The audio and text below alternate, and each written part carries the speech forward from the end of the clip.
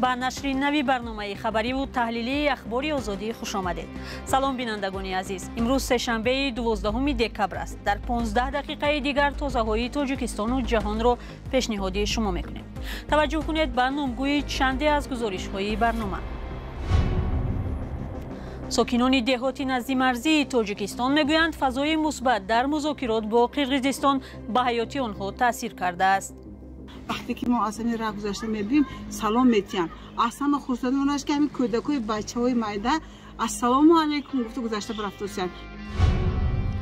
سوزن در تن سربازی تاجیک از کجا پیدا شد؟ طبیبان وضع یک نوسکر را تحقیق میکنند. من با یادم نیست میگم. من دامو کلام نیست که من خودم کردم یا من کردم میگم. و با یک امر دادستانی کلاب باغ بحث برانگیزی از بین برده شد. صاحبان درختان کنده شده میخواهند به پرزیدنت شکایت برند. یگان چی نیست میگه رئیس شهر ما را فرمون دادگی رئیس شک جدا. پس از یک روز اظهارات پرزیدنت قرقیزستان درباره تقریبا نهایی شدن حل مسئله سرحد با تاجیکستان، رهبران هیئت‌های دولتی دو کشور در بادکند گپ زدند. مقامات تاجیکستان گفتند ملاقات زیر رهبری سیمومین یتیموف و قمچیبک تاشیف روز 12 دکبر در فضای دوستانه و همدیگر فهمی گذشت. گفته شد درباره تقویت کارها برای تعیین قطعه‌های باقی مانده سرحد سفارش‌های مشخص داده شده است، اما جزئیات معلوم نیست. دو کشور در 3 ماه اخیر دست کم 5 بار از مذاکرات خبر دادند. این روند به زندگانی ساکنان نزدیک مرزی هم تأثیری مثبت کرده است. گزارش فرزان محمدی در این باره است. آرامی و آسودگی در منطقه‌های نزدیک مرزی تاجیکستان و قرقیزستان مثل پیشینه حربیان و پلیس به نظر نمی‌رسند. این آرامی امید را به صلح استوار قوی‌تر کرده است. امیدوار ما که همین که تیج آرامی باشه نمیشه همین صلح ثبات شود فقط فصل بلند نمیشه به خدمت کرده ما به منظور ما باشه. چندی از همصحبتان رادیوی آزادی از دهه‌های سامانیان و خواجه اعلی میگویند که در پی مذاکرات پی در پی مقامات دو کشور معامله همسایه‌ها نیز گرمتر شده است. باز همین ساکنان هم ماشان وقتی که ما اصلا راه گذاشته میبینیم سلام میتیم اصلا خصوصا اوناش که همین کودکای بچهای مایده السلام علیکم گفته گذشته برفتوسن. این برای ما یک چه میگن پیشروی. امید می‌داریم که همین با خوبی به تیزتر حل شود و همه خلق زندگیش با پیشینه باید دودگیری کنم تیجه آرومه که حل شود و مراسا کنم. باشندگان جماعت خستیورز ناحیه باوجان غفورов میگویند هر روز گوش به زنگند که از پیشرفت گفت و شنید نوید گیرند. به گفته آنها امیدوارند که کار هیئت‌های دو دولت زودتر به انجام رسد و مرزها باز گردند. زیرا از دوران بیماری همهگیری کووید تا حال تجارت نزدیک مرزی از بین رفته وضع اقتصادی مردم بد شده است. خیلی اونجا برامون زمیناش کار میکردن خلق کار این نیست وایکو روسکو برامون کار کنه میتونه مالش میخرید خوشاب میفرومد همین خیلی بود. بازار ما میفروندن نه بازار ما خرید میکردن. ما هم رفتم نه هواها سوزشواری مثال خیلی چیزهای میگفتیم. این امیدواری ساکنان مرزی هم در حالی است که مقامات تاجیکستان و قرقیزستان از سازش بنیادی و اصولی در حل مشکل سخن میگویند. نبود جزئیات تخمین‌های را به میان می‌آورد. من گمان دارم که از دعواها پیش از همه هر دو جانب دست کشیدن. هر دو جانب خیلی خوب درک نمودند که دعوا پیشنهاد کردن این یک کوچه بی‌سر و نوگ است. مرز بیشتر از 900 کیلومتری تاجیکستان و قرقیزستان که تقریباً 300 کیلومترش تا حال تعیین و علامتگذاری نشده است، سالهاست که به تکرار شاهد نزاع میان ساکنان و نظامیان دو طرف می شود. مردم دو سوی مرز برای آب و زمین و چراگاه بارها با هم جنگ و مناقشه کردند و همیشه یکدیگر را در سر زدن حادثه ها گناهگار می کنند. در دو نزاع خونین که ماه اپریل سال 2021 و سپتامبر 2022 رخ داد، از هر دو طرف 10 نفر کشته و زخمی شدند. آرامی‌ای که اکنون ادامه دارد نشان می‌دهد که نزاع‌ها ساخته و صنعی بودند و ساکنان مناطق مرزی تنها آرامی و امنیت را می‌خواهند. فرزان محمدی، رادیوی آزادی از منطقه‌های نزد مرزی تاجیکستان و قرقیزستان. ای هموطنی عزیزتر از جان، ای یوسف امروزی کنعان، بیرون ز وطن چی حال داری؟ بیا و از روزگارت ما را آشنا کن. بینندگان عزیز، اگر شما دور از تاجیکستانید و از نازکی‌های مهاجرت آگاه هستید و می‌خواهید دیگران نیز بدانند، پس این برنامه برای شماست. روزگار مهاجر، مطابق شوی به محیط نو، قصه‌های انسانی و سبق‌های حیاتی. از انجام مهلتی که برای دعوت به خدمت حربی پیش بینی شده است قریب نیم ماه گذشت، اما برخی از ساکنان ادعا دارند که هنوز هم جلب جوانان به ارتش ادامه دارد. یک کاربر رادیوی آزادی با فرستادن این عکس ادعا کرد که گویا نمایندگان مقامات مسافران جوان را از هواپیما در فرودگاه به ارتش بردند. مقامات این را شرح ندادند. وزارت دفاع آخر ماه اکتبر از 75% اجرای نقشه گزارش داده، دیگر درباره پایان معرکه دعوت خبری نداده است. در همین حال در تن یک نو عسکری تاجیک که با بد شدن وضع صحتی به بیمارخانه انتقال یافت، طبیبان سوزن پیدا کردند. سرباز حالا در بیمارخانه روانی بوده است. چرا یا چطور سوزن به تن سرباز وارد کرده شده است؟ علیشیر ظریفی و امیر ایسایف موضوع را تحقیق کردند. سرباز اسلمجان امیربگ را در حال به بیمارستان قریه بالا رساندند که احوالش بعد از وارد کرده شدن یک سوزن کلان به بدن او وزنین شده است. تلاش‌های پزشکان او را نجات دادند. طبیبان بیمارخانه قریه بالا حاضر نشدند در روبروی دوربین رادیو آزادی صحبت کنند، ولی آنها در صحبت‌های بدون ثبت تاکید نمودند که سرباز اسلمجان امیربگ را یک شنبه 3 دکبر به امین بینا، یعنی به کورپس 4 قریه بالا آورده در اینجا بستری نمودند. طبیبان تاکید نمودند که بعد از آن که سوزن را از قسمت راست شکم گرفته وضع سلامتی او بهتر می شود، او را جواب می دهند. اما خانواده این سرباز می گویند هنوز وضع سلامتی او بد است. خبرنگاران رادیوی آزادی در بیمارخانه عکس پای سوزن را در بدن سرباز دیدند و این را هم شنیدند که کوان سربازان اسلمجان را که همین تیرمو به ارتش پیوست مجبور کردند که به خود سوزن زند.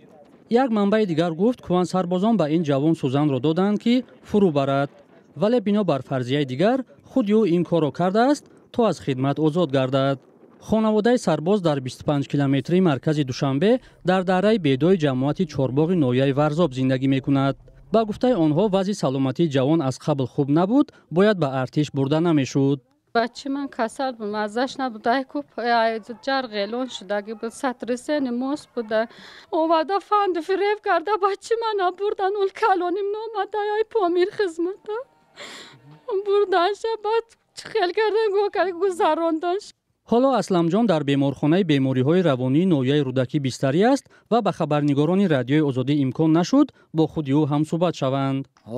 جواب شدن اینجا MVD هسپتال MVD اورانشه، اونجا مقصد باید پسیکولوگ و یا میدیدن از نیافتن و یا با من که خیلی پسیکولوگ و مقصد سر پرش گفتم بینم با خوشو آزاده با خگیرتن وای کنن خیلی بعد از پسیکولوژیستم لنز کردم مقصد بودن همیشه خوندیم. پدر و مادر سرباز تاکید نمودند که دقیق نمیداند با فرزندشان در قسم حربی چی رخ داده است. چیزی که آنها از زبان پسرشان شنیدند اصل قضیه را به آنها روشن نکرده است. هاوج چنگ آب شو که زدن و ایت کردن اوت کردن اکنون وای بختیام پسرم با خوشو با ماسک کنیم خیلی با هاوج گفتم با خیلی گفتم گوری روزگار گفتم قبیگو بچه با من دام نزدم برو مادم با بعدی وقت درو مادم گفت که من داده مقصد همین خودم کاریم نکردیم گفت من باید نیست همیگا مقصد دامو کلام نیست که من آیا خودم کردم یا من کردم میگه. پدر میخواهد پسرش را از ادامه خدمت در ارتش آزاد کنند، زیرا در عکس حال با توجه به وضع سلامتیش نگرانند که دست به خودکشی میزند. اسلمجان در قسم حربی 3502 وزارت کارهای داخلی تاجیکستان خدمت میکرده است. نصرت الله محمدزاده سخنگوی این نهاد بر رادیوی آزادی ادعای با تاثیر کوان سربازان در بدن خود سوزن زدن اسلمجان را رد کرده گفت چون این عمل به واسطه از سوی خود سرباز انجام یافته است. وی تاکید نمود که چرا این سرباز دست به این کار زده است دیده می شود و افزود که در قسم حربی که او خدمت می کرده است حالت شکنجه سربازان رخ نداده است. این باری نخست نیست که پیوندان جوانان از اجباراً جلب کردن فرزندان بیمارشان به خدمت حربی شکایت میکنند. در گذشته نیز بارها والدان و نزدیکان سربازان صدا بلند کردند که حین دعوت به ارتش وضع سلامتی فرزندانشان نادیده گرفته می شود. کمیته تفتیشاتی روسیه ضد خبرنگاری رادیوی اروپایی آزاد رادیوی آزادی السو قرمشوه پرونده نوی جنایی باز کرده است. قرمشوه با اتهام عمل خلاف قانون اگنت خارجی در بازداشت است. خبرگزاری تتر اینفورم جمهوری تاتارستان و تلگرام کانال بازا 12 دکبر گزارش دادند که اکنون قرمشوه با نشر اخباری بدنام کننده نیروهای مسلح روسیه عیبدار می شود که در صورت اثبات جرم 10 سال زندان را مد نظر دارد. ماه نوامبر سال 2022 بخش تاتار باشقیری رادیوی آزادی بر پایه 40 مصاحبه‌اش با ساکنان ساحل رود ولگا کتابی را نشر کرد که در آن مردم ضد تجاوز روسیه به خاک اوکراین صدا بلند کردند. کمیته تفتیشاتی روسیه اصرار می‌ورزد که قرمشوه در پهن کردن این کتاب سهم داشت. اخباری آزادی را ادامه می‌دهیم. صاحبان ناراضی یک باغ در کولاب از آن شکایت دارند که امر دادستانی زحمت چندین ساله‌شان را در زمین برباد داد. با امر مقامات بیش از 100 درخت میوه‌دهنده باغ را که یک منبع درآمد چندین خانواده بود ریشه‌کن کردند. صاحبان حیران مانده درختان تصمیم دارند به پرزیدنت شکایت برند.